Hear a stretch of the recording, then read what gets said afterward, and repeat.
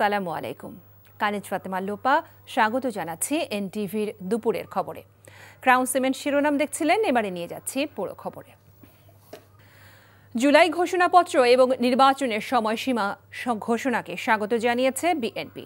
গুলশানে বিএনপি চেয়ারপারসনের রাজনৈতিক কার্যালয়ে সংবাদ সম্মেলনে কথা বলেন বিএনপি মহাসচিব মির্জা ফখরুল ইসলাম আলমগীর।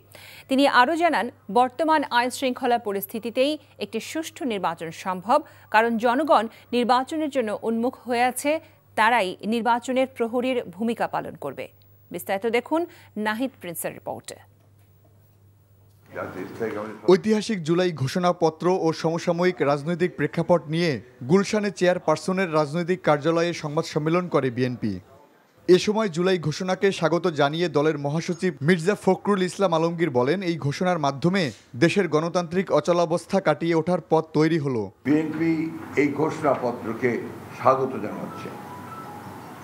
বিএনপি বিশ্বাস করে এই ঘোষণাপত্রে রাজনৈতিক দলগুলো যে অঙ্গীকার করেছে তা পালনের মধ্য দিয়ে এক নতুন গণতান্ত্রিক বাংলাদেশে রূপান্তরের কাজ শুরু হবে। সুযোগ সৃষ্টি হবে এক সাম্য, মানবিক মূল্যবোধ ও ন্যায় বিচারের ভিত্তিতে সত্যিকারের প্রগতিশীল সমৃদ্ধ বাংলাদেশ নির্মাণের প্রক্রিয়া। নির্বাচনের মধ্য দিয়েই বিএনপি গণতন্ত্রের পথে ফিরতে চায়। রাজনৈতিক সংকট কাটাতে একটি গ্রহণযোগ্য নির্বাচন দরকার উল্লেখ করে তিনি বলেন, বর্তমান আইন শৃঙ্খলা পরিস্থিতিতেই সুষ্ঠু নির্বাচন সম্ভব। 3 মাসে আপনার 91-তে আপনার নির্বাচন হয়েছে, তখন একটা ছাত্র গণ অভ্যুত্থানের পরে সেই নির্বাচন হয়েছিল। পরবর্তী সমস্ত নির্বাচনগুলো আপনারা লক্ষ্য করেছেন 3 মাসের মধ্যে সম্ভব হয়েছে, এবং এটা এখন আরো বেশি করে সম্ভব যে জনগণ এই নির্বাচনটা চায়। জনগণই আইন শৃঙ্খলা রক্ষার জন্য সবচেয়ে বড় প্রহরী হয়ে দাঁড়াবে।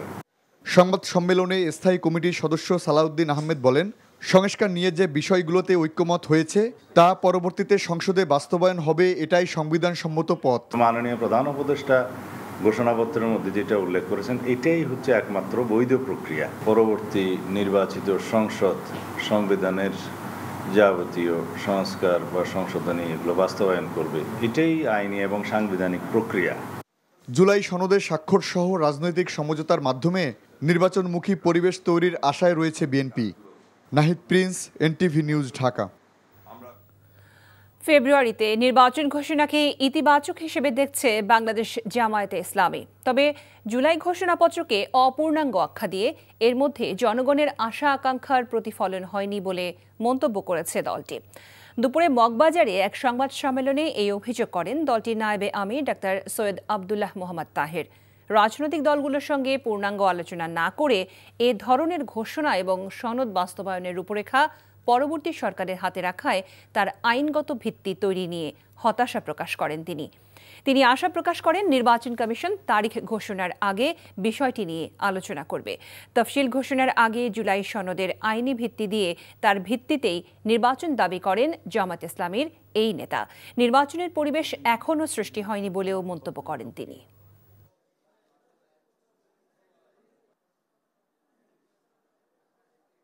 মাননীয় প্রধান উপদেষ্টার এই ঘোষণাপত্র ছিল একটি অপূর্ণাঙ্গ বিবৃতির মতো। এতে গণমানুষের প্রত্যাশার পরিপূর্ণ প্রতিফলন ঘটেনি। এতে ফিলকানা হত্যাকাণ্ড, শাপলা হত্যাকাণ্ড, 28 অক্টোবরের হত্যাকাণ্ডের উল্লেখ নেই।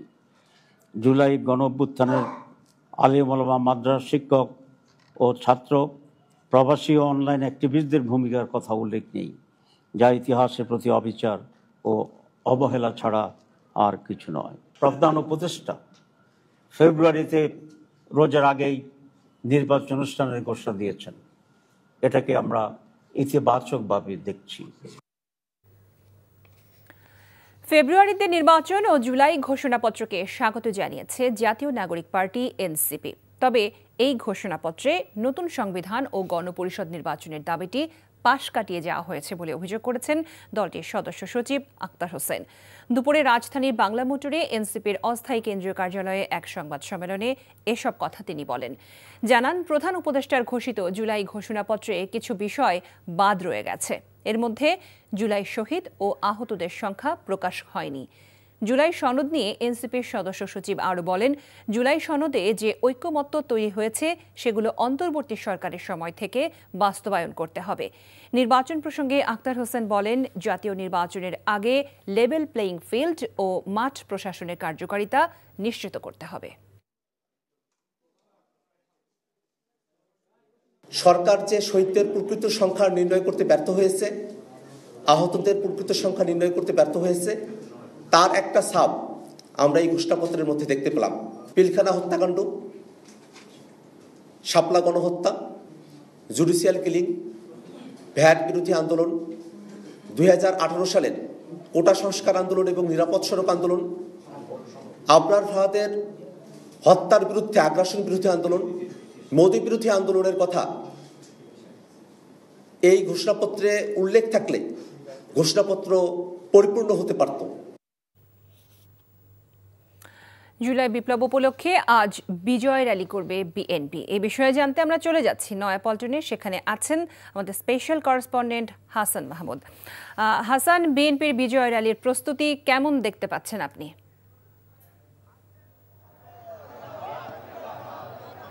ইতিমধ্যে উপস্থিত হয়েছেন জাতীয়তাবাদী ছাত্র দলের সাবেক দপ্তর সম্পাদক, জাতীয়তাবাদী ছাত্র দলের সাবেক সহ সভাপতি, জাতীয় নির্বাহী কমিটির অন্যতম সদস্য জননেতা জনাব ওমর ফারুক শাফিন আমাদের মাঝে উপস্থিত হয়েছেন।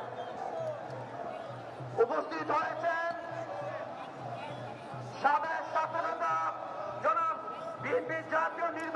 এখানে বিএনপির নয়াপল্টনের কেন্দ্রীয় কার্যালয়ের সামনে বিপুল সংখ্যক মানুষ, নেতাকর্মী জড়ো হয়েছে। বিশেষ করে বিজয় র্যালি জুলাই এবং আগস্টে যে গণ অভ্যুত্থান বছর খানেক আগে হয়েছিল, সেই বছর খানেক আগের জুলাই অভ্যুত্থানের বর্ষপূর্তি উদযাপন করছে বিএনপি এবং সেজন্য তারা আজকে বিজয় র্যালির আয়োজন করেছে। বিশেষ করে নয়াপল্টনের এই কেন্দ্রীয় কার্যালয়ের সামনে থেকে বিজয় র্যালি শুরু হয়ে কাকরাইল হয়ে এটি মগবাজারের দিকে যাবে এবং এই বিজয় র্যালিকে কেন্দ্র করে বিএনপি ও এর সহযোগী সংগঠনের বিপুল সংখ্যক নেতাকর্মী কিন্তু নয়াপল্টন থেকে ফকিরাপুল এবং এদিকে নাইটেঙ্গেলের মোড় এবং কাকরাইল পর্যন্ত কিন্তু লোকে লোকারণ্য হয়ে গেছে এবং এই সব মানুষ কিন্তু তারা বিভিন্ন স্লোগান, বেস্টুন এবং ব্যানার নিয়ে এখানে এসেছেন।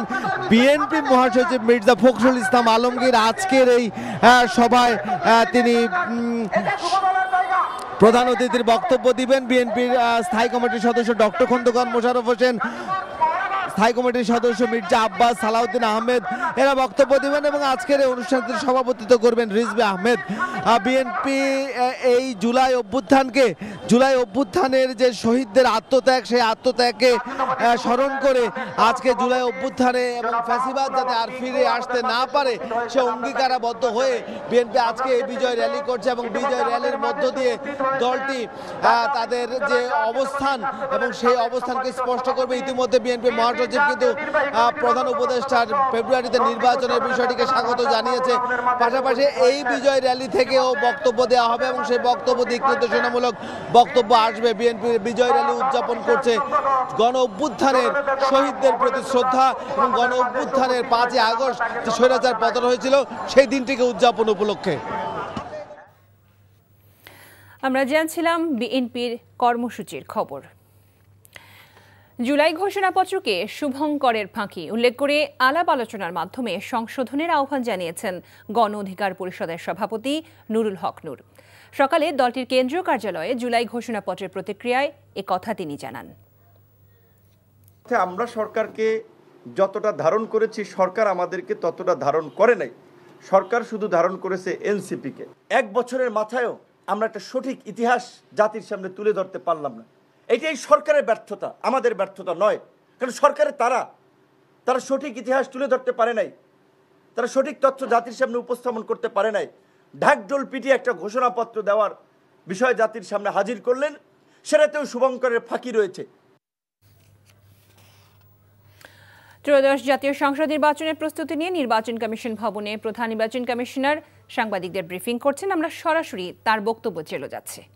ভোট করার জন্য একটা ভোটার রেজিস্ট্রেশন আইনে আমরা একটা অ্যামেন্ডমেন্ট এনেছি, যাতে একটা কাট অফ ডেটে আরও কিছু নতুন ভোটারকে আমরা যাতে ইনপুট করতে পারি, যারা এর মধ্যে 18 বছর হয়ে যাবে।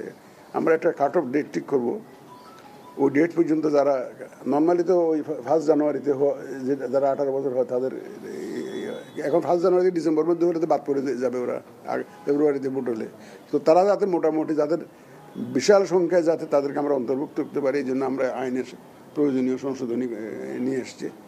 তো আশা করি ইনশাল্লাহ ইয়াঙ্গার জেনারেশনকে আমরা এখানে ইনক্লুড করতে পারবো। রাজনীতিবিদদের সাথে আলোচনার কথা বলছেন, রাজনীতিবিদরা সাথে ঐক্যমত্য কমিশনে যে এত সারাদিন ধরে ওনারা এত আলোচনা করছেন যে আমরা তাদেরকে সময় দিয়ে পাওয়াও তো মুশকিল। এবং আমরা যেহেতু অনেকগুলো রিফর্মস কমিশন হয়েছে, বিশেষ করে ইলেকট্রিক্যাল রিফর্মস কমিশন হয়েছে, ইলেকট্রিক্যাল রিফর্মস কমিশন কিন্তু অনেক স্টেক হোল্ডারের সাথে আলাপ করেছে, আপনাদের সাথেও আলাপ করেছে, সবার সাথে আলাপ করেছে, ওরা সিভিল সোসাইটির সাথে আলাপ করেছে, পলিটিক্যাল পার্টির সাথে আলাপ করেছে, নির্বাচন নিয়েই তো আলাপ করেছে তারা। সুতরাং এক ধরনের আমাদের কাজ এক ধরনের তারা সেরে রেখেছে। তারপর আবার ঐকমত্য কমিশন আলোচনা করেছে। তারপরেও আমাদের তরফ থেকে আমরা এই জন্যই এটা অপেক্ষায় ছিলাম যে ওনারা একটু ফ্রি হন, ফ্রি হলে তখন আলোচনাটা আমরা স্টেক হোল্ডারদের সাথে আলোচনা আমরা এমনি 1 মাসের একটা প্ল্যান করেছি, 1 মাসের প্ল্যান করেছি যে এই যে স্টেক হোল্ডারদের সাথে আলোচনা। তার মধ্যে আপনারা কিন্তু একটু বড় স্টেক হোল্ডার, একদম বড় স্টেক হোল্ডার। আমরা মিডিয়ার সাথেও তো একটা আলোচনা করব এই যে এবং আমাদের একটা চিন্তা আছে, জানি না আল্লাহ তাআলা কতটুকু বাস্তবায়নের তৌফিক দেয়। জুলাই আগস্ট গণঅভ্যুত্থানের প্রথম শহীদ রংপুরের বেগম রোকেয়া বিশ্ববিদ্যালয়ের শিক্ষার্থী আবু সাইদ হত্যা মামলায় অভিযোগ গঠন করেছে আন্তর্জাতিক অপরাধ ট্রাইব্যুনাল। আর এর মাধ্যমে এই মামলার বিচার কাজ আনুষ্ঠানিকভাবে শুরু হলো। বিচারপতি নজরুল ইসলাম চৌধুরীর নেতৃত্বাধীন 3 সদস্যের ট্রাইব্যুনাল আজ এই আদেশ দেন। গত 30 জুলাই এই মামলায় অভিযোগ গঠনের শুনানি শেষ হয়। আজ গ্রেফতারকৃত আসামি রংপুর বেগম রোকেয়া বিশ্ববিদ্যালয়ের সাবেক প্রক্টর শরীফুল ইসলাম, পুলিশের এএসআই আমির হোসেন, কনস্টেবল সুজন চন্দ্র রায় ও ছাত্রলীগ নেতা ইমরান চৌধুরী, রাফিউল হাসান এবং আনোয়ার পারভেজকে ট্রাইব্যুনালে হাজির করা হয়। মামলায় 30 আসামির মধ্যে 24 জনকে পলাতক ঘোষণা করে বিচার কাজ শুরু করে আন্তর্জাতিক অপরাধ ট্রাইব্যুনাল 2। এদিকে সাবেক প্রধানমন্ত্রী শেখ হাসিনা সহ 3 আসামির বিরুদ্ধে আজ তৃতীয় সাক্ষ্য গ্রহণ শুরু হয়েছে। এই মামলায় গত 10 জুলাই শেখ হাসিনা, আসাদুজ্জামান খান কামাল এবং চৌধুরী আবদুল্লাহ আল মামুনের বিরুদ্ধে অভিযোগ গঠন করে ট্রাইব্যুনাল 1। আবু সাইদ হত্যা মামলায় অভিযোগ গঠনের বিষয়ে আরও জানতে আমরা চলে যাচ্ছি ট্রাইব্যুনালে। সেখানে স্পেশাল করেসপন্ডেন্ট হাসান জাবেদ আছেন আমাদের সাথে। জাবেদ, আদেশের বিষয়ে আর কি তথ্য আপনি পেয়েছেন এবং সাক্ষ্য গ্রহণ কি শেষ হয়েছে কিনা এ বিষয়ে আমাদেরকে জানাবেন।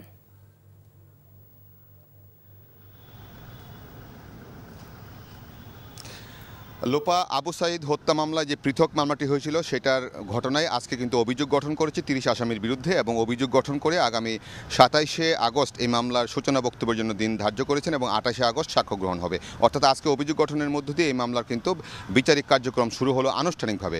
আরেকটি মামলা আছে ট্রাইব্যুনাল 1-এ, যেই মামলায় আজকে সাক্ষ্য গ্রহণ হচ্ছে। সেই মামলাটি হচ্ছে সাবেক প্রধানমন্ত্রী শেখ হাসিনা সহ 3 জন। এই মামলায় আজকে চতুর্থ সাক্ষী রিনা মুর্মু সাক্ষ্য দিয়েছেন এবং তিনি 16 জুলাই 2024 সালে কিভাবে আবু সাইদকে হত্যা করা হয়েছে সেই হত্যার বিবরণ দিয়েছেন এবং এই মামলায় পরবর্তী সাক্ষী হিসেবে সাক্ষ্য দেওয়ার জন্য প্রস্তুত আছেন পঞ্চম সাক্ষী হিসেবে এনটিভির রংপুরের যে সিনিয়র করেসপন্ডেন্ট একে মইনুল হক, তিনি সাক্ষ্য দিবেন। এবং তিনি সাক্ষ্য দেওয়ার কারণ হচ্ছে সেদিন 16 জুলাইয়ে এনটিভি যখন 2টার সংবাদ প্রচার হচ্ছিল তখন 2:13 মিনিটে তিনি লাইভে ছিলেন, সেখানে আন্দোলন সংগ্রামের নিউজ তিনি দিচ্ছিলেন, তথ্য দিচ্ছিলেন।